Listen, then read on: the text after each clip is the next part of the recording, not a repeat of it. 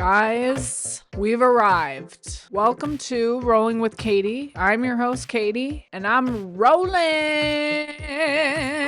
Yeah, motherfucker, yeah. Yeah, we're spicy, and it's because I have a bad fucking attitude about this finale, and we had to remedy that before hopping on the pod. Happy Pride Month, everyone. Happy Pride Month. Here's another dead TV lesbian. Happy Pride Month. All the gays are dead. All the homos on the show, they're either dead or trapped in a sugar daddy relationship. Hey, no. Genuinely, earnestly, honestly, being gay is a sin. No. Happy Pride, LYLAS, everyone. I'm already just like, I'm in it, okay? It's been a long time coming. Well.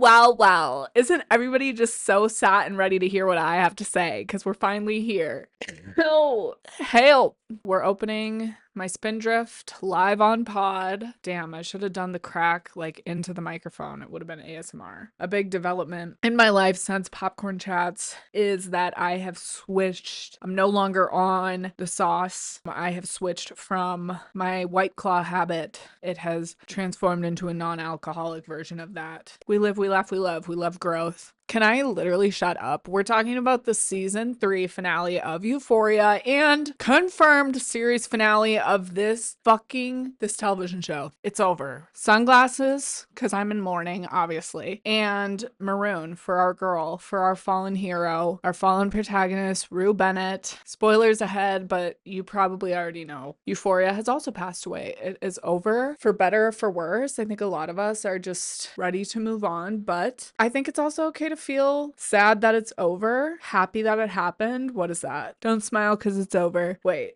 don't cry because it's over. Smile because it happened. I don't know if I would go as far as to say that. I'm still very close to it. Since watching last night's episode, definitely was up thinking about it. I can't lie. Not because it was good. Never said it was good. But has it been occupying my mental all day today? Absolutely. If you're listening, you are a real one, and I appreciate you plugging back into this show with me. Let me just be genuine and sweet and earnest for 2 seconds here before we get into this. I kind of restarted this show on a whim, or started this new show on the same podcast platform that we were using for Popcorn Chats. I had a crazy gut feeling that I needed to get a show up and running for myself again. I'd been thinking about doing a show for a while. I had just kind of had that urge to talk into a microphone again, and then also I really enjoy editing and the editing process as well. I enjoy all of it. It helps my writing to be plugged into TV and to be forced to sit down and consume and genuinely watch television and film from a lens of a critic, but also as somebody who genuinely wants to be a part of this industry and be a really good writer and create content that resonates with people. Rolling with Katie, Popcorn Chats, all of that is a part of a broader goal for me, which is to just be the best that I can be as a filmmaker. And I think with that comes watching and consuming film and television, and then being able to talk about it and explain how I feel about things in a relatively concise and entertaining way. I'm not really setting myself up for success given the premise of this show. I think I still make it work, and it's kind of like a fun twist. I don't know. I appreciate anybody who's taken the time to listen to this new solo version of the show and this new revitalized thing that I'm doing. I just started covering Euphoria on a whim because it didn't feel right not to. Michaela and I started this show because of Euphoria season 1, and we covered season 2 episode by episode, and it just didn't feel right for me not to talk about it. And I'm so glad I did, and I'm so glad I stuck with it, even though the show overall was a colossal disappointment for me personally. I am excited to continue putting out something every week. I'm excited about stuff coming up. So yeah, I just wanted to touch on that and note that even though Euphoria is done, I'm going to continue doing episodes. Let's talk about it. The series and season 3 finale of Euphoria is called In God We Trust. Again, very biblical, especially with this episode. I think it was probably the most heavy-handed in this episode that it has ever been in the entire series. We've had a lot of biblical references throughout the show, just with the imagery. But in this season in particular, it was very much a part of the dialogue and the themes and even some of the plot. It was very much a part of Rue's character. And I think initially with that homestead family, and we kind of get a nod back to that again at the end of the show's conclusion, it really ties in America with Christianity and how America and Christianity go hand in hand, just like America and white supremacy goes hand in hand, just like America and rising drug deaths go hand in hand right now, just like America and capitalism go hand in hand in this pursuit and chase of success and the American dream and how that manifests in different people. This season in particular really focused in on different versions of the American dream, but kind of these like perverted versions of it, or maybe perverted isn't the right word. I think in some cases it is perverted. Kind of darker versions of the American dream, or like the mask off version, what it takes to achieve the American dream. I've said so many times, and this point has been beaten to death by not just me, but so many other people who talk about this show. Season 3, it's just a completely different thing than what season 1 and season 2 were. But the first 2 seasons were about an American teenager and the people around her, so other American teenagers, and kind of different lenses of what that looks like. These kind of mask off perspectives of that. We have obviously Rue's character who's struggling with addiction. We have a trans woman and what that means and what that looks like. We have a fat girl, Kat, who is navigating coming into her body and confidence and what that looks like to not fit the mold of what society wants women to look like, and navigating that as, again, an American teenager. The Nate perspective of just this like white male golden boy with a very dark secret and a very dark thing that happened to him when he was a child that may or may not have influenced and affected his sexuality. Never gets brought up again, by the way. Like, that could be a completely different character. Cassie's character, in the first season, it's coming from like the opposite of Kat's character, kind of like the mold of exactly what society wants and expects women to look like, and what that experience isn't all glimmer and gold either, especially as a young woman in high school surrounded by young, inexperienced, frontal lobe not fully developed men, teenage boys, but also just like men in general and the way they treat and hypersexualize young girls and women like Cassie. Season 1 was so many different lenses of an American teenager, and especially Rue being born on September 11th, 2001, like a teenager slash young person now, a millennial Gen Z person. In this season, obviously they're not teenagers anymore. They're not in high school. We not only are examining these characters now in their adulthood and their different pursuits of creating lives for themselves. Again, a very realistic, a very mask off picture of the pursuit of the American dream, or just happiness. In Rue's case, she's just trying to outrun her past and trying to survive and have a normal life. She even says to Jules she just wants normal American problems. All of them are in pursuit of relatively the same thing. It just looks different in each of them.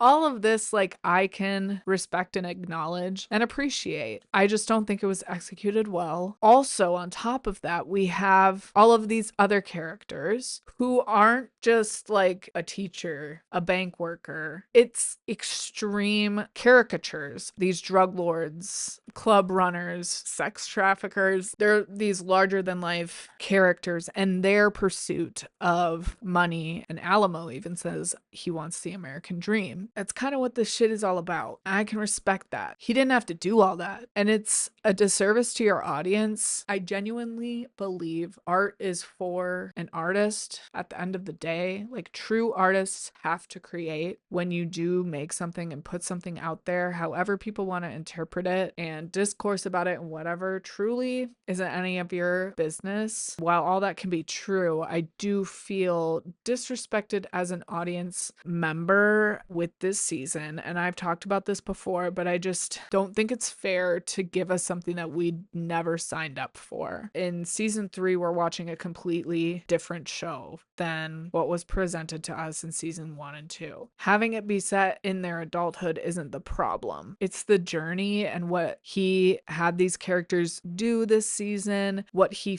set up and failed to execute. Like, he dropped the creative ball in so many spots. It's extremely obvious that there is no writing team on this show because there are so many just like setups that fizzle out and go nowhere. Things that don't make any sense. Choices that just, if they would have been worked and thought through a little bit more, they could have landed. Certain things that were longer than they needed to be, things that were spent time on that were just completely unnecessary. We watched a completely different show, and I think it would have been better if we could have toned down the whole Wild West, these larger than life characters that we invested so much time into this season with Alamo and Lori. Like, I don't hate all that. It's just not Euphoria. It's not what we were watching in season 1 and 2 and we're wanting to see play out in season 3. It's not why I tuned in. I wish he would have just written Euphoria and focused on the core characters that we fell in love with in season 1 and 2, and then made a movie or something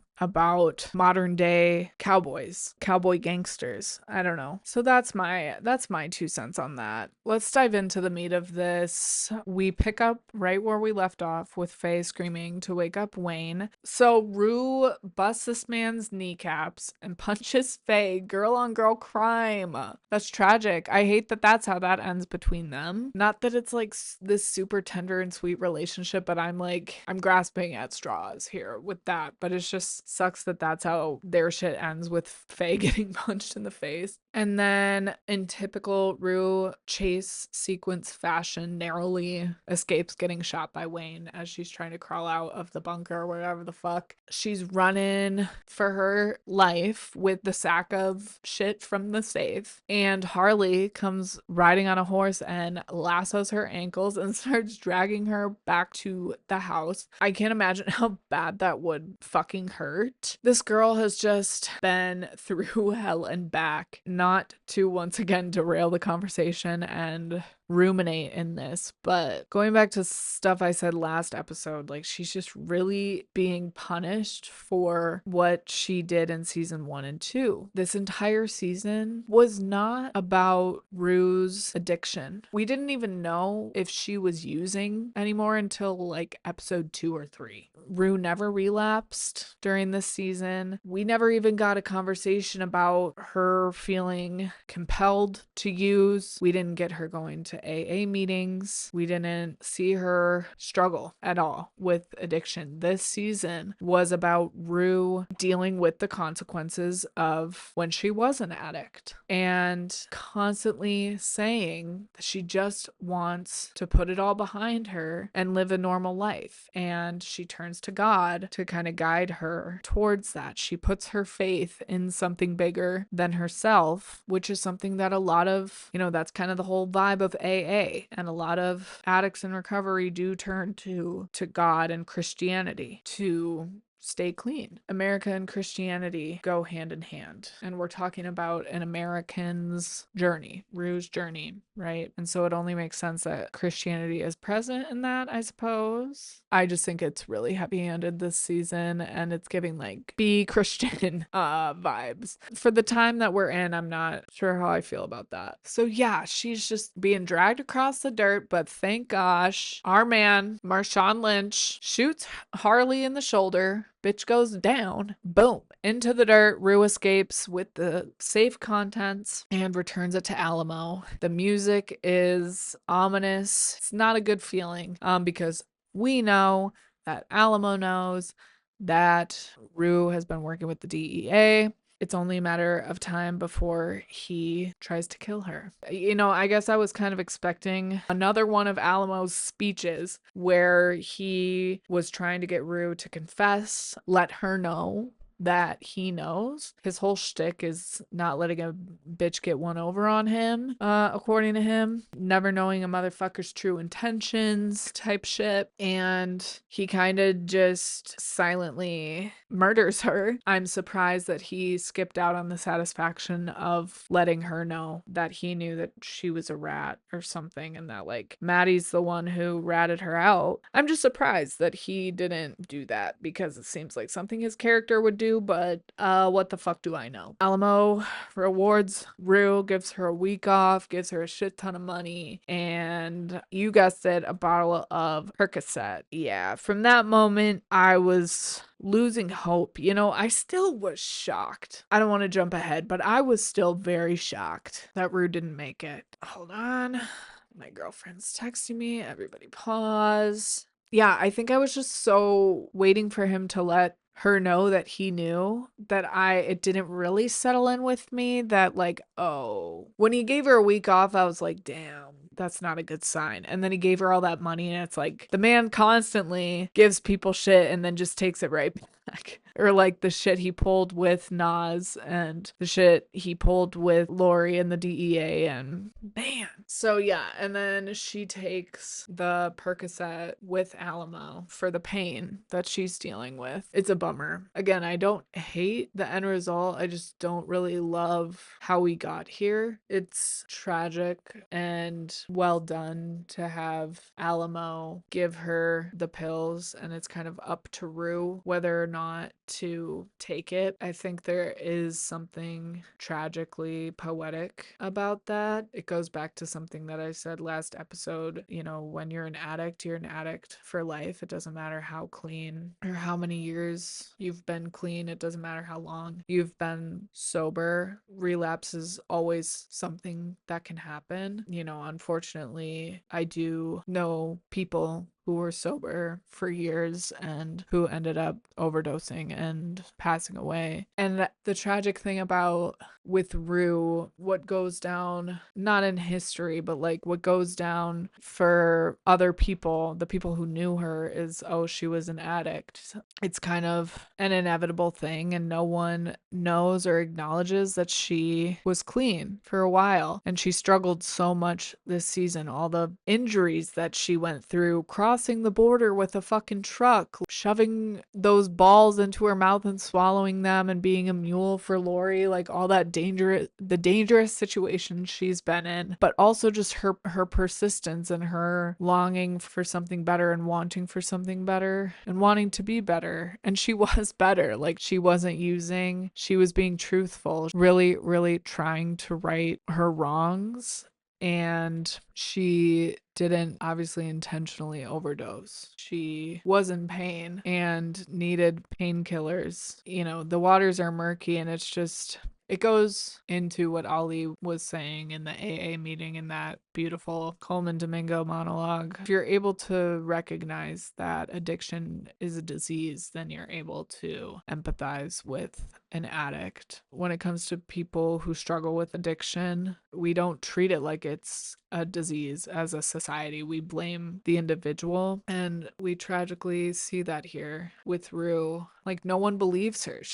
Even though she's telling the truth this entire season and she's completely clean this entire season, people are questioning her constantly. Rightfully so. Like, and understandably so, when Rue is like asking Maddie about how to get drugs early on in this season, and Maddie's like, I'm not gonna help you get drugs. She, again, is just dealing with the consequences of what happened in season 1 and 2. Lexi not believing her, and that ultimately being the reason why she gets killed. Can we talk about it? Clock it. Write it down. It was Lexi's fault because she was yapping. Didn't believe Rue. The stigma. She let stigma and her judgment of Rue, and like literally not taking her seriously when Rue was telling the truth. Again, it's like you can kind of see both sides, because yeah, Rue's behavior in season 1 and 2 towards Lexi was not great, but Rue dealing with the consequences of those things this season means Lexi not trusting her and thinking that she's just talking crazy, and maybe she is on drugs. She doesn't know, but we know.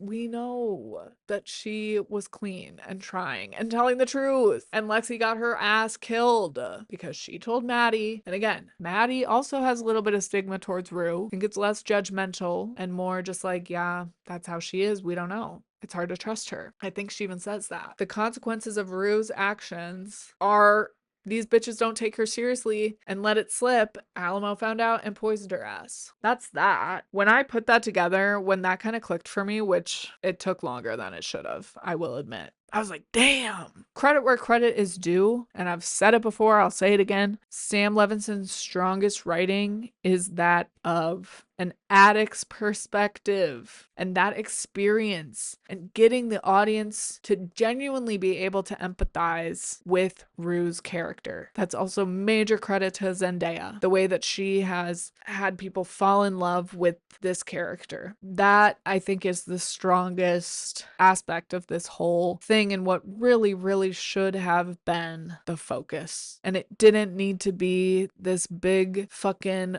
Western revenge gang on gang feud to leading up to epic battle, leading into a Western revenge plot. Like, it didn't need to be all that, man. Go make that movie. Go make that movie with pitch that. Like, go do that. This show did not need that. I'm not saying it like that's bad and shitty. It's just who gave a fuck about that? I think it would have been a great movie. He even said on that New York Times podcast that he went on that he viewed this season as a movie, which makes sense. I think he probably viewed all of the seasons like that. You have to, because you're shooting scenes from multiple episodes together, especially with a show like this where there's so many flashbacks and it's not necessarily linear all the time. This season in particular, I really do feel like would have been a good movie. Even the homestead shit. I like the idea of a movie starts with a misguided young woman who's muling and stays at this homestead and then has this whole arch with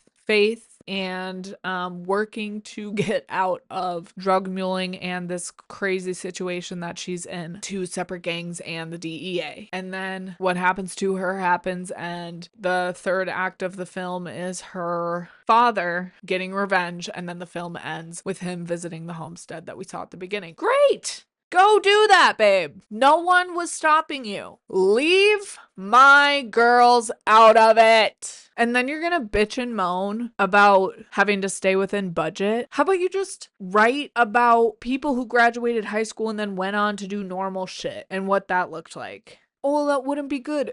We were talking about high schoolers. We were talking about just regular ass high schoolers. Were there crazy things going on? Yeah. Like, you can make good, entertaining, and gripping stories within normal situations. This became a completely different world. Also, the lack of, like I've touched on before, the color palettes of the first two seasons, the makeup, the art, and production design. Obviously, the lack of Labyrinth music. It just feels like a completely different world. Maddie and Cassie just unburied their shared ex from the ground, and they're like, let's get waffles. We have these long shots of these girlies, makeup running down their faces. Again, we're picking up right where we left off. So I'm just like already annoyed that we're starting the episode off with these long, unnecessary shots of them. The fact that this episode is almost 2 hours long. I'm not one to rush it. It's not that like it's an attention span thing. I don't think. It's more just like there was no reason for it to be almost 2 hours long, for there to be so much time wasted on shit that doesn't fucking matter. Wow, we don't get a funeral for Rue. We don't get to hear or see her mother's reaction to her passing. We don't get to see her sister or her sister's reaction to her passing. We don't get to see Maddie mourn Rue. We don't get to see anyone properly mourn Nate Jacobs except for Maddie and Cassie. But yeah, let's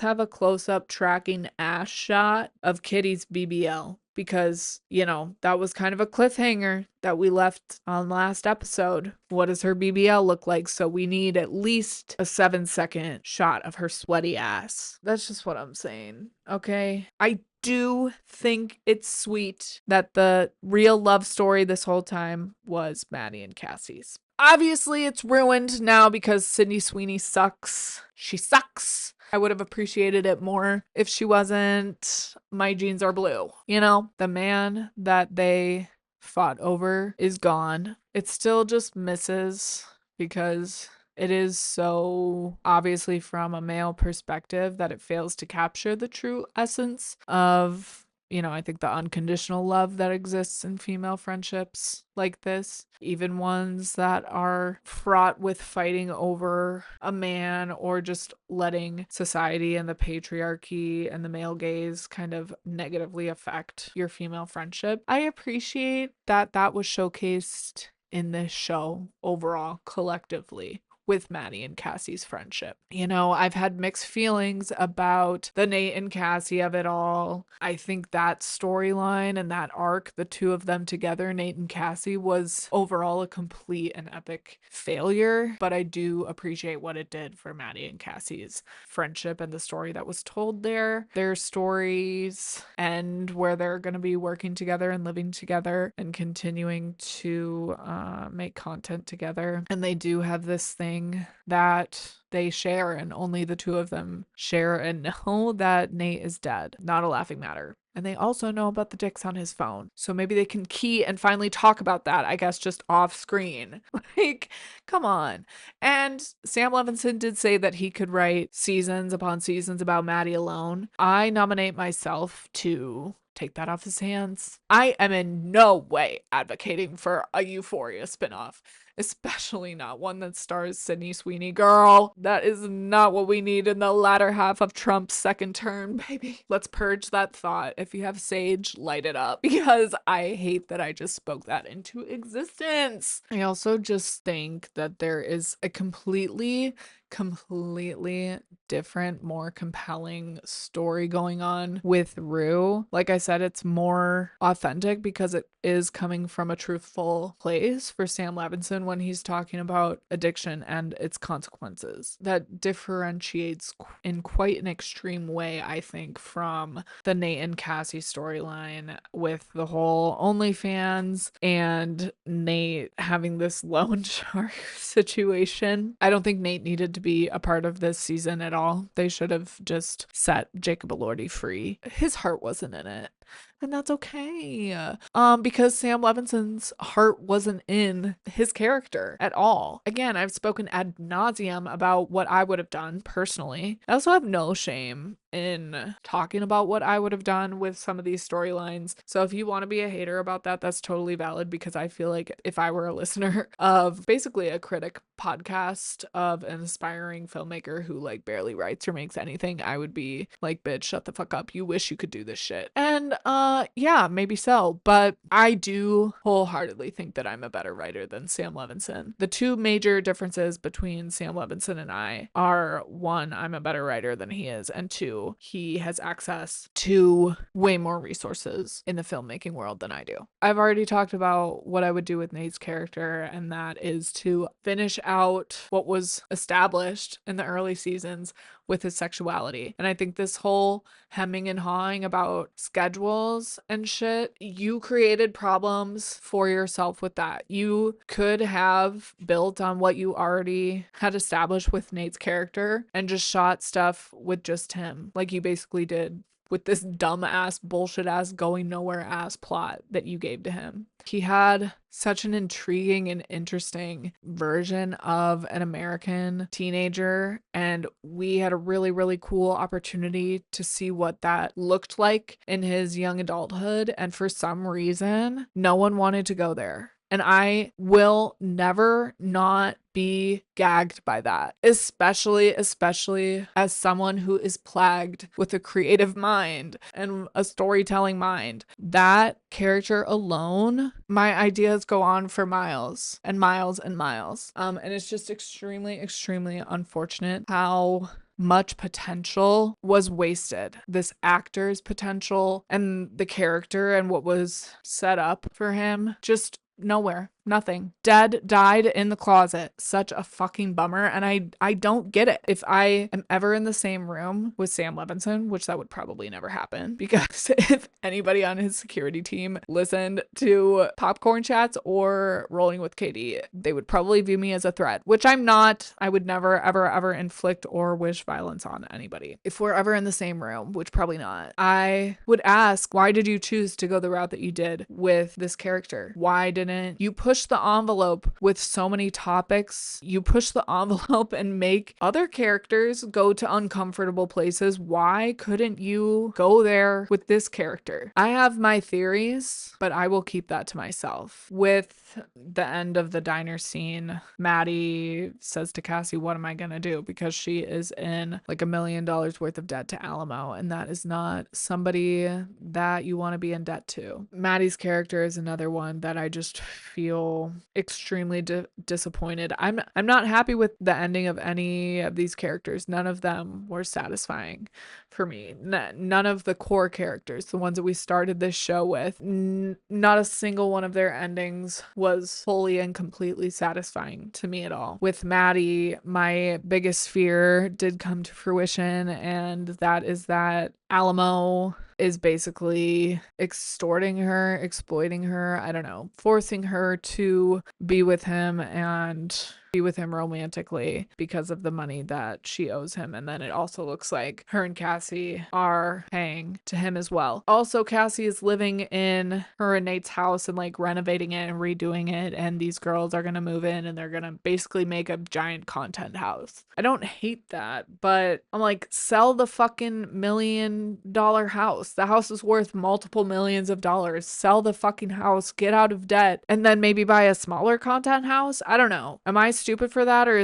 am I missing something there? Like, why are they doing content in the house to pay Alamo back in increments? Why can't they just sell the fucking house? Is it because Nate's not there, so he can't, like, and it's in his name? I don't know. I don't get that. That's yucky and horrible, and I hate it that Alamo is basically having his way with Maddie, using her in that way. Again, it's just a fizzle out. You know, I'm glad that obviously she gets out from under him in the end. Okay, so then her character is just going to be working with Cassie, and that's cool. I wish it would have ended with the two of them together, you know, rather than them being separate and then in these two kind of yucky situations for both of them. Like that whole thing I was saying before about, oh, their love story was the real love story the whole time, and it could have just ended sweet and tender for some of the characters. I don't know. I just think it's gross. Cassie being like, if you pretend to like it, it might be easier. Yuck. Horrible. Going back to Rue, and we are approaching that time where we're really fully gonna get into Rue's death. Rue stays with Ali while she's recovering from her injuries, from being literally dragged across the desert. You know,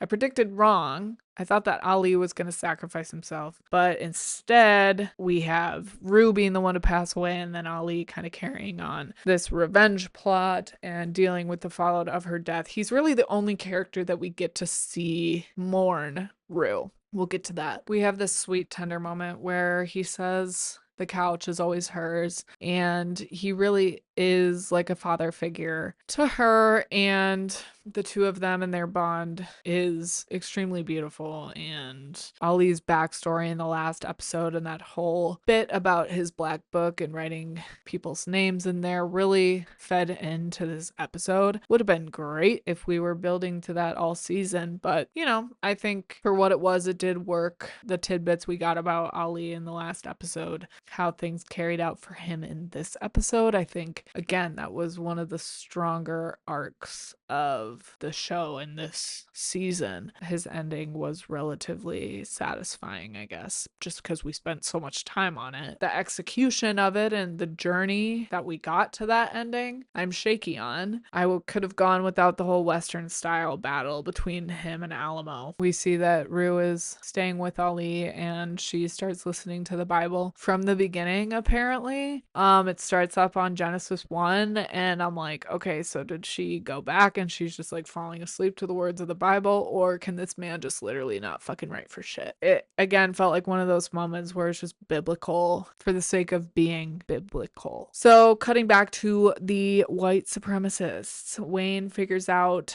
that he should have listened to Faye all along about the drugs not being actual drugs. So he realizes that it's a setup. He says, fuck them bitches. Again, I don't know if they're family. Are him and Hurley like brothers? Is Lori his mom? Or is this just like a random group of people? I don't understand. I guess that's not important information. Regardless, he says, fuck those people. And him and Faye escape on the back of the horse. Jumping ahead, whatever. We see the horse is like without riders when the helicopters, the DEA helicopters are flying in. The horse is jumping up and down, no riders on it. Cut forward again to the following morning. Faye is hitchhiking on the side of the road and she gets picked up by a family, and Wayne comes out from hiding behind the bush and limps into the car with her. So they fucking get away, and that is how their story ends. Again, I hate that. I want Wayne, the butt crack of a human being, I want him dead. That was the one thing that I was really waiting on the satisfaction of, because it really didn't matter to me how he went out. I just was hoping he would. The fact that he gets away makes my fucking blood boil. Here's what I would have done with Faye and Wayne, okay? All of that shit happens, whatever. Wayne should have listened to her. He has that realization. I love that. Does he acknowledge it? No. I still love that he realizes that she was telling the fucking truth and he should have listened to her. I wish that they would have been getting away on the horse, and I wish that as they were running away, Wayne would have like fallen off the horse, or you know, the DEA from a helicopter would have like shot him in the shoulder or something and he went down, and then we get this like slow motion moment of Faye like falling and like gaining control of the horse or something, and like the horse starts running away and Wayne is like calling to her like, Faye, help, come back. And Faye has this moment where she's like either gonna go back for him or go forward, and she fucking goes forward, bitch. And she's like the cowgirl and her hair is like flying back in the wind and a little smile comes across her face because she's finally free. That has been building all season. That's all this bitch has wanted, is to be free and to break away. And I think that that would have been a really satisfying ending for that character. I'm glad that she's all right. You know, I'm glad that she made it out. I hate that Wayne made it out. Missed opportunity, but I hate that she's still stuck with him. I hope she gets out from under him because he's oh my God. Prayers for Faye, guys. We have the DEA guy saying something along the lines of like, I can't wait to nail these bitches to the cross. Again, with the biblical references. Love the whole animals knowing before the humans. Shouts out animals. I do believe that they also have that like intuition. Okay, we're back. I had to take a dinner break. The DEA shows up and arrests everybody, all of the white supremacists except for Wayne, who gets away. Lori, rest in peace queen, rest in peace diva. Again, another biblical shot. She goes up to the roof because she says she can't go back to prison. She does take her own life. Tragic way for that character to go out. They thought they ate with that biblical shot where she's being lit behind. I don't know. Going back to the whole religion thing being coupled with the kind of conservative take that this show has. These characters feel like they're being punished for what they're doing and they're not redeemable at all. It's just very heavy-handed in this season. And I did think it was interesting that Harley considered fighting back the DEA and he had his finger on the trigger of his assault weapon. But in the end, white supremacists are fucking pussies. People like that think they're big and bad and strong and talk a lot of shit, but at the end of the day they are just that, talking shit. That was a satisfying end to a storyline and a group of people that I didn't want to be watching in the first place. I never had any interest in Lori and her gang. That was part of season 2 that I just really didn't vibe with, because similarly to this season, I just felt like it took away from the characters that I fell in love with in season 1, and I had felt like there were so many questions I had lingering in season 1 and things that weren't being answered or discussed or touched on in season 2 because we were spending time developing Lori and, Rue getting caught up with her and that group of people. During the break, I watched a video. It was basically just Rue's death scene where she's walking through her house towards her mom. Instead of the whack-ass choral music that they had playing in the show, someone had edited over Labyrinth's That I'm Tired song from season 2, and it fits so perfectly, the movement on camera, and I can't help but think that that was probably the song they were going to use in that moment, and it just worked so well, and it made me notice things that I didn't the first watch through. It just elevated the scene so much, and it really makes you think, like, were seasons 1 and 2 really that good, or was Labyrinth's music just making it us think that it was good, adding that much more to it? And I saw his post from a couple days ago about how they were trying to use AI on his music, which is so nasty and gross. And again, it makes you wonder, like, okay, what else was AI in this season? Unfortunately, the DEA does not get their man go into the back of the ambulance, and instead of the drugs and the scheme going absolutely 100% according to plan for Rue, there's nothing in the back of the ambulance, just a dead rat, which is a super bad omen. And again, it's like everything is falling into place for things not to work out well for Rue, but still, I was just holding out hope and thinking, because she always gets out of it. She always has. She's always figured out a way to get out of sticky situations. And just going back to that notion before about how this show just feels like it has conservative undertones to it at this point. The fact that it is Rue and kind of her taking the drug herself, taking the laced Percocet herself, and that ultimately is what leads to her demise, not any of these other crazy scenarios where she could have gotten killed. This is what ends up taking her out, is her addiction. Two things can be true at once. Like, I think this is an authentic portrayal of an unfortunate thing that does happen to people who struggle with addiction. I can appreciate the honesty of it, the journey that it takes us on, and the way that it makes us feel. I do genuinely feel like I've been sad and mourning somebody that I knew, which I think is a great feat, again, in like performance and writing and direction. But I still do feel like empty and hollow and just a bit yucked out at the same time, just with like the way it was orchestrated and the way that it all pans out. And it does just feel like Rue ultimately, like all the rest of the characters, gets punished and deals with consequences, these rather taboo things like sex work or addiction, having a sugar daddy, like even just being trans, being different, being woman, embracing her sexuality, like all of these things. The characters at the end all just kind of feel unredeemable and punished, and they're either dead or just in a shitty situation. I don't really know what that is saying. It feels different from what I felt like the first 2 seasons were saying. They kind of were like pushing the envelope on some of these topics, meeting kids and young people where they were at rather than talking down to them or coming at it from an out of touch perspective, like so much media and movies and television had been doing up until Euphoria. And not that other shows hadn't done it before, but Euphoria was talking about things like social media in a way that other shows and movies weren't at the time. And I'm just, again, like, what happened? It was such a long period of time, like 8 years of making this show, but it just completely became a different show. And it feels a lot kind of like how people have been talking about Stranger Things. The final season just lost something, and coincidentally, Divorcegate happened, and one of the Duffer brothers got a divorce from his very talented wife, who's also a writer and director. She wrote and directed Fear Street, and she is an amazing writer and an amazing storyteller. And it leads one to think that maybe she was helping a little bit. And maybe she was, if anything, you'd think if you're married to another creative, you're at least bouncing ideas off of each other. You're at least talking talking to each other about your projects. So without that, things clearly changed.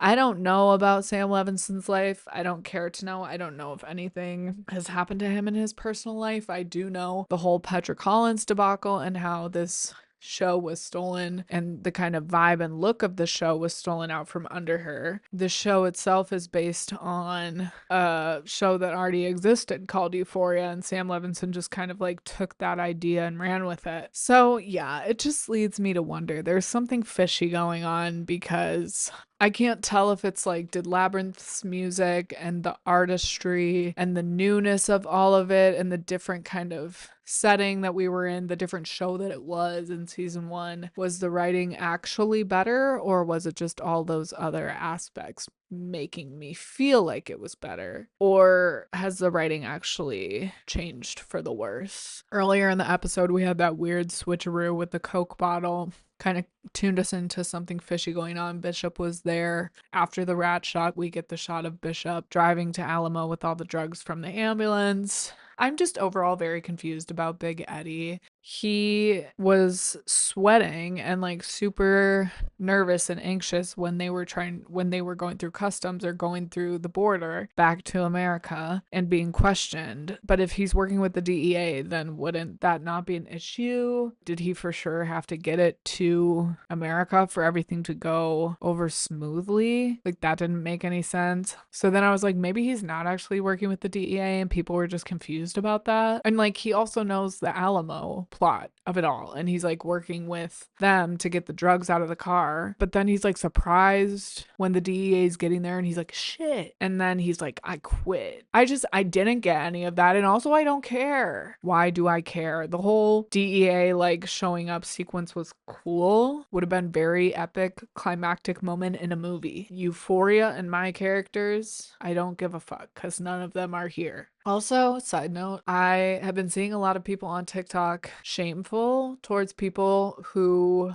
were confused about what was going on. I saw one person being like, it was so obvious that she was dead, like they didn't live in that house anymore. Like, if that was ever explicitly said, I missed it, and I think that was an easy thing to miss. Also, it seemed like when it cut to Leslie calling Rue a couple episodes ago, it did seem like she was still in their house that Rue grew up in. I think that's an understandable thing to miss. My sister, who is admittedly more media literate than I am, I don't know what it is. I think it's just the way our brains work. She's always able to like see a twist coming way before me. And so I know that she kind of caught on to what was going on sooner than I was, because I was just so like focused on her running from the police, and it was like, how did she get away from them? Also, why isn't she asking them like why they're there? It's not the fault of the viewer. Why are we blaming the viewer for being confused? Do we have a literacy problem in this country? Yes.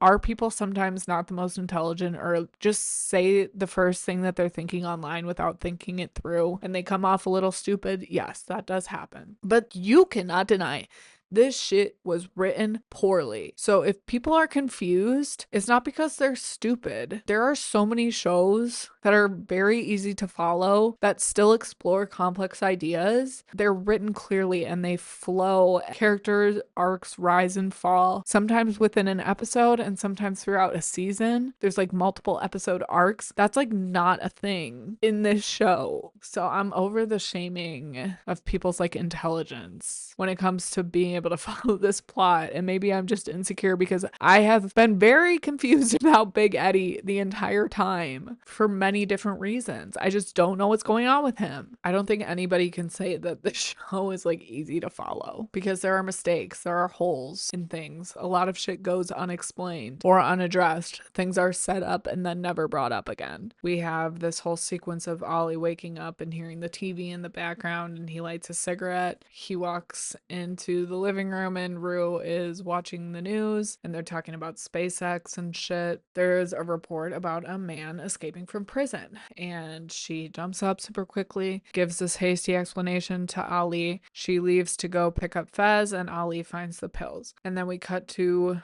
this pretty lengthy period of time in the show that in my gut I feel extremely yucked out by. The sequence that I'm talking about is when Rue is like frantically driving through the streets of LA. She pulls up to Fezco's convenience store that him and Ashtray used to run, and then she goes to her old street and it's blocked off by police, and she's trying to get to her old house, and then she outruns the police, and like leading up to that moment where then she climbs through the window. Obviously we know that she's not gonna find Fezco because the actor who played him has passed in real life. So when this started happening and playing out on screen, it's just such a long period of time to be like, okay, what's going on here? Where is this going? Where is this leading to? I don't know. It's hard for me to like appreciate this tender and sweet moment where we have this unused footage of Zendaya and Angus, Rue and Fezco in a field, and Rue is having this memory. Then we kind of get into she's driving down that street where she saw Jules riding her bike for the first time. She's kind of seeing her life flash before her eyes, and that's when we're kind of starting to realize where things are going. But leading up until that moment, it felt exploitative. It felt like, okay, you're keeping the audience on the edge of their seat for what? It's hard for me to put into words, but that just did not sit right with my soul and my spirit. I think that could have been executed a lot better. It reads as a first draft. It could still honor Angus, like Sam Levinson said that moment was meant to. It is extremely powerful to have this character unfortunately arrive at the same fate that the actor met in real life. It is extremely powerful. It's extremely tragic to lose the character of Rue, and the tragedy of losing Angus Cloud. You know, it really makes you think that like this is real shit. This is honest. This is true. This is what can happen if you are experimenting with drugs nowadays. There's a possibility, some would argue a higher possibility than ever before because of the rise of fentanyl. The probability that it will kill you is a lot higher than it used to be. So I can appreciate that. Leslie reaches out her hand to Rue and pulls her in for a hug, and then it turns into Rue's father, and he's kind of embracing her and welcoming her into heaven. And when it's cutting back and forth between kind of this sequence that's playing out with Rue on the couch kind of gasping for air and reaching up towards the visions that she's seeing, she's wearing the maroon sweater that, you know, was kind of her comfort sweater because her dad, that was her dad's sweater. I appreciate, you know, this kind of ending for this character. We always knew this was going to be a possibility. Just like I would feel with somebody who is close to me that had a struggle with addiction. For Rue, I hoped, you know, that things would end differently, but it's not lost on me that things could potentially come to this. I think the way in which we got here was not done well. This season wasn't about addiction at all. It was a massive punishment that ended with the ultimate consequence. It's extremely, extremely tragic. And then we get kind of a repeat, but it's real. This time, Ali is waking up. He lights his cigarette. The same thing plays out, but instead of Rue being awake, she is motionless and deceased on the couch. Truly horrific and awful. And again, I think a great performance by Zendaya in that final sequence in her old home. A great performance by Coleman Domingo then with when we see the fallout, everything from that amazing monologue at the AA meeting to the, you know, him writing her name in the fucking book like I had just hoped and prayed that we wouldn't see. But again, just knew in the back of my head that that was going to be a possibility of something that we did see this season. It was hard to pin down because tonally this season was so inconsistent. To think back to the Nate and Cassie wedding in the third episode, and like none of that shit even fucking matters.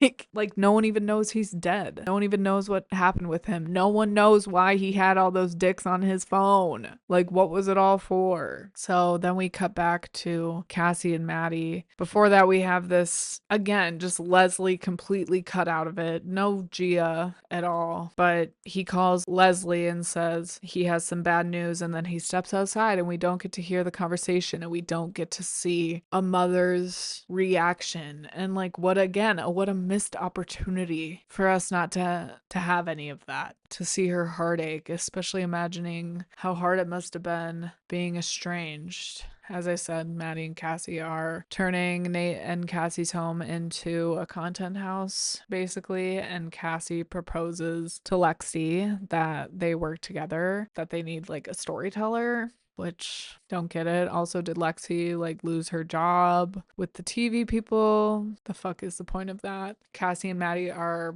apparently going to take this secret to the grave about Nate, which is just insane. And again, I think just a huge disservice to that character. There's no like epic search for the golden boy. That's very hard for me to believe, like that the Jacobs aren't like launching this huge over the top investigation to find their son. We barely touch on the fact that Nate is dead in this episode, and it really just goes to show that, you know, a lot of people are saying that Nate as a character, and they're kind of lumping him and Jules together, like Nate and Jules were not needed in this season. You know, I think their storylines as they stand right now were not needed this season. Yes, absolutely, I agree with that. But in terms of Nate and in terms of Jules, I think they did have a place in this season. They just were not valued as characters. I think the choices that were made were bad, to focus more on people like Alamo and Lori rather than giving characters like Nate and Jules better, more robust storylines. I think it still could have ended with Nate dying if Jacob Elordi for sure just wanted it to be like clean cut, like I'm never coming back to this shit.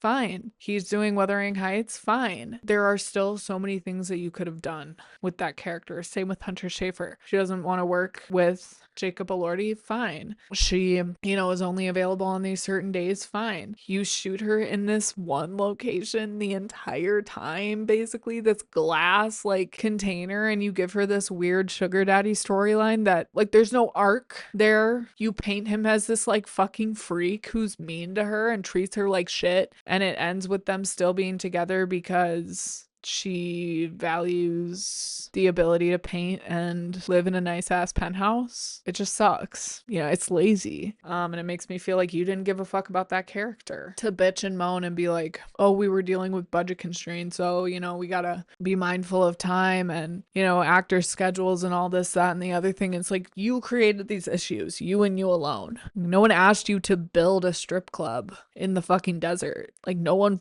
held a gun to your head and forced you to do that. You wanted to do that because you're a fucking freak. Just own it. Like, God. The fact that we don't get any nuance, it's 2 months later after her death that we return to these characters. So obviously they're like removed, but we're fresh off Rue passing away, like the central figure of this series. And then we're seeing these characters talk about it like it's not that big of a deal. Lexi's sort of weird version of mourning her involves her reading the entire Bible in 2 months, which I'm not even sure is possible. Did Cassie get a lobotomy off camera? Because some of her dialogue, it just sounds so stupid and bimbo vibes. And then like given again what her character does on screen, it feels like Sam Levinson is saying this woman does sex work because she's an idiot and doesn't know any better. These questions that she's asking about the Bible, I'm like, dude, it's not even funny, you know, like it's just kind of ridiculous. It feels like a humiliation ritual for Cassie and Sydney Sweeney at this point in like a weird twisted way that I find no satisfaction in seeing her put in the positions that she's been put in this season, like exploitatively of her, you know, her body and sexually and stuff, and also just the shit that he's been making her say. Regardless of who she is as a person, it's still like not fun. I don't get pleasure out of like watching her being kind of humiliated on this show. And it's,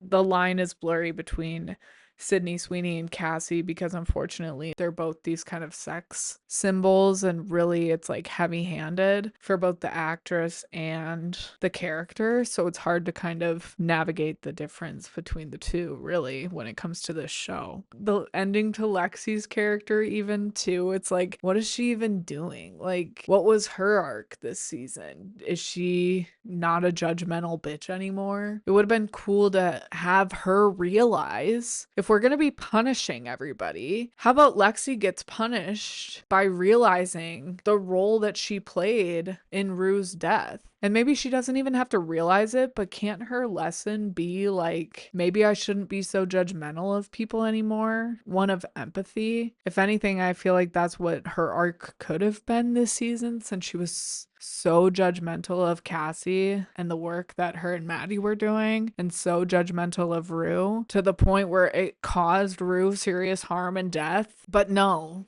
the takeaway is life is hard and you just got to keep going, because people in the Bible had it hard. They kept going. I'm sorry. It's giving conservative red pill, like, we're not living for this life, so it's okay that people are suffering and shitty. That's not my problem. I'm gonna look away from it because whatever's happening is God's plan type shit. I feel tricked. Like, I feel played. I feel like the first season in particular, but kind of the first 2 seasons, were Sam Levinson gaining people's trust because of the topics that he seemingly boldly chose to take on and showcase and discuss. And in this 3rd season, he kind of just completely turned the tables and forced a devoted audience. Not that like anybody was forced to watch this show, but delivered to a devoted audience extremely male-centered, conservative, male gaze, Christian propaganda content. At this point, now that the show is over, and given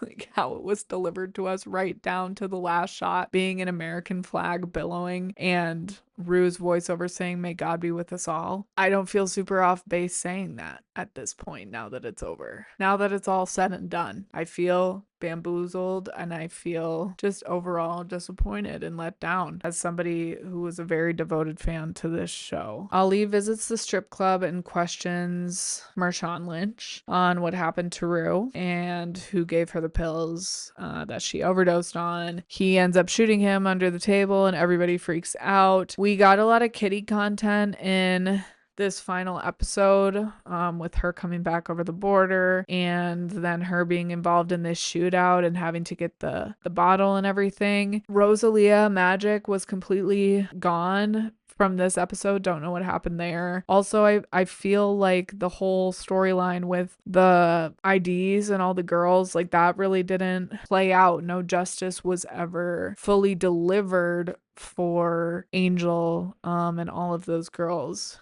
In a sense, it was, because Alamo was killed, but couldn't somebody just pick up right where he left off? Is the DEA eventually going to shut that shit down and make sure that, you know, everything is tied up? That was extremely unsatisfying given how much build up we had to that with the whole Angel situation. Rue finally finding the IDs and kind of putting all those pieces together the past couple episodes with what the nature of Alamo's business really was. She gets killed midway through the episode, and that's that. She doesn't have that moment that I kind of predicted where she's like Moses leading the Israelites out of Egypt, like I had thought. And not that it needed to play out that way for me to be satisfied, but it's just, it wasn't talked about at all. There was no epic conclusion with that, no conclusion at all. The only conclusion we get is Alamo getting taken out, but that was for vengeance for Rue. So Alamo's in the back room with Maddie, and he's been talking about how he's devoted his whole life to pussy, but actually he's been afraid of it this whole time. Like, yeah, no shit. Could have told you that. He's damn near about to cry because he wants the American dream. He wants to settle down, have kids with Maddie. And I'm just like, ew, bro. That is so nasty. I hate that she's even having to do this for a couple seconds. Like, I know Ali's coming. I know he's going to save the day, but still, like, the fact that she has to endure this at all. And then it's like, you know, something creepy and nasty happened in that hot tub before they went to save Cassie with the money, like in the last episode. Why? No one's asking for that. No one needs that. I don't want to see that happen to my girl. It doesn't add to anything for anyone. It's punishment. It feels like, just feels like a shitty thing that has to happen to your character right at the end of the show. That provides her with no growth. It adds nothing to her character, adds nothing to the plot. They could have just been talking, you know? I saw an interview with the actor who plays Alamo, and it was interesting hearing him talk about his view of the intrigue that Alamo has with not only Rue, but Maddie and Cassie and the younger generation and their use of social media. It does make sense for his character because, again, he always wants to be ahead of the curve, one step ahead of everybody. So he is smart to take these women seriously and to listen to what they have to say about making money on the internet. And, he's able to teach them the rules of selling sex from his point of view, like the old rules, while learning from them so that he can maximize his empire, utilizing the power of the internet. But then just the fact that he's being weird and creepy with Maddie and forcing her to be with him in this way because she owes him money, and she only owes him money because he tricked her. It's just nasty. Alamo and Ali have this showdown. Alamo, of course, then grabs Maddie and uses her as a human shield. Ali doesn't shoot through her, and Alamo's like, oh, so you're a man of character. And he kind of uses that as his test to gauge that Ali is a good person with good moral character. And if he does this bottle dropping on the floor, Western cowboy etiquette duel situation, and he cheats, he'll end up getting the upper hand because Ali isn't going to cheat. Personally, it doesn't do anything for me, this whole Western standoff situation. I don't think that's cool. That's not something that I personally appreciate. I would have much rather, instead of them yelling at each other, would have rather had a conversation, had Ali kind of confront Alamo, have Alamo admit to what he did to Rue. Also have Maddie be a part of it a little bit more too. We only get the one shot where Alamo says, who sent you? And Ali answers Rue. And I love that we cut to Maddie and get her reaction there. I'm so glad that at least that happened. I wish that maybe Ali and Maddie would have had a conversation afterwards. This situation, as I mentioned, with Alamo pulling the gun early on Ali and trying to shoot him, but he was betrayed by Bishop. And once again, this doesn't quite land for me because I don't get why now Bishop is betraying Alamo. I don't understand what his motives were. I think Bishop is another example of kind of this larger than life comic book character, Tarantino character kind of vibe, where it just, okay, yeah, he's very interesting, he's intriguing, but what are his motivations? What does he care about?